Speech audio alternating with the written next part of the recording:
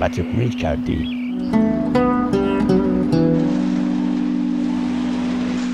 আত্মহত্যা করবেন বলে মনস্থির করেছেন একজন মধ্যবয়স্ক ব্যক্তি। তেহরানের শহরতলির নির্জন রাস্তায় একটি কাজের জন্য মানুষ খুঁজে ফিরছেন তিনি। কাজটি খুব সাধারণ। ঘুমের ওষুধ খেয়ে এক চেরি গাছের নিচে শুয়ে থাকবেন তিনি, আর সেই মানুষটির দায়িত্ব হবে ভোরবেলা এসে তাকে মাটি চাপা দেয়া।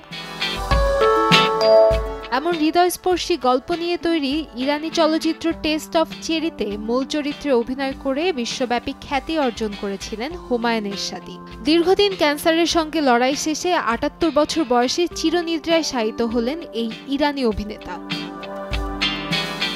এরশাদির অভিনয়ে আসার গল্পটাও বেশ কাকতালীয়। পেশায় স্থপতি ছিলেন তিনি। একদিন যানজটের মধ্যে গাড়িতে বসে আছেন, এমন সময় এগিয়ে আসেন পরিচালক আব্বাস কিয়ারোস্তামি। অভিনয় করতে চান কিনা জানতে চাইলে রাজি হয়ে যান এরশাদি। মুহূর্তেই বদলে যায় তার জীবন।